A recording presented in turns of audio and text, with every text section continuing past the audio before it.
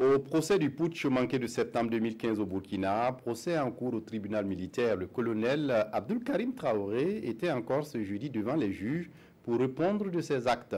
L'ex-conseiller de Djibril Bassolé au ministère des Affaires étrangères continue à nier les faits qui lui sont reprochés. Mais le rapport d'expertise téléphonique de l'accusé fait douter le tribunal sur le rôle de facilitateur qu'il prétend avoir joué auprès du général Gilbert Diendéré. Le point avec Draman Guéné. Depuis le matin, des pièces à charge sont opposées au colonel Abdul Karim Traoré.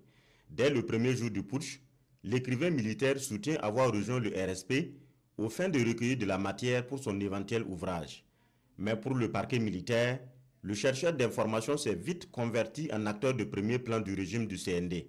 Le parquet doit cette accusation à l'affirmation de l'accusé spécialisé en médiation des crises, selon laquelle il a profité pour proposer ses services au général Diendéré pour une sortie de crise. Pour consolider sa position, le parquet ressort le rapport de l'expertise téléphonique du colonel.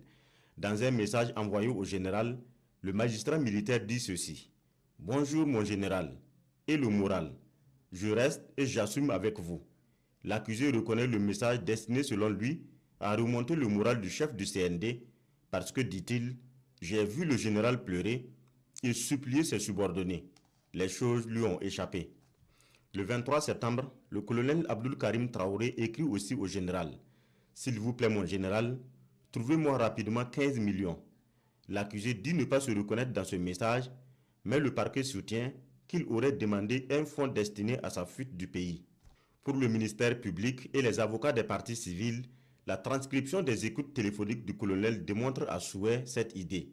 Au téléphone avec un responsable Touareg, le facilitateur dit « Si les gens attaquent nos éléments, vous pouvez venir les aider. » À la lecture de ce passage, l'accusé dit en être surpris et n'en est pas l'émetteur.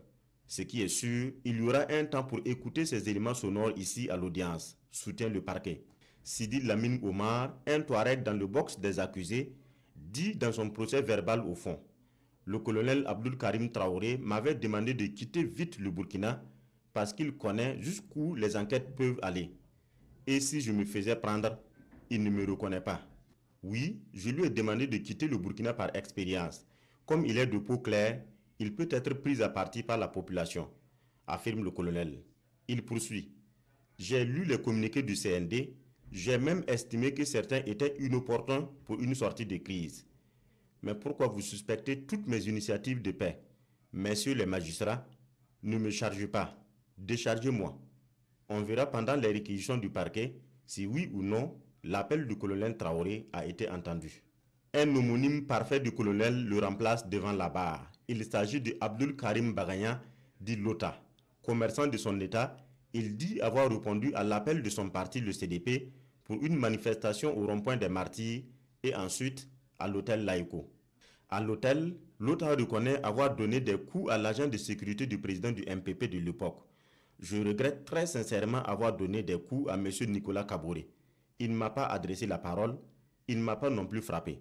Je lui présente mes excuses. Lota reconnaît aussi s'être rendu au domicile de feu Salifou Diallo, mais le saccage de la cour s'est fait après lui. Son audition se poursuit ce vendredi à la barre.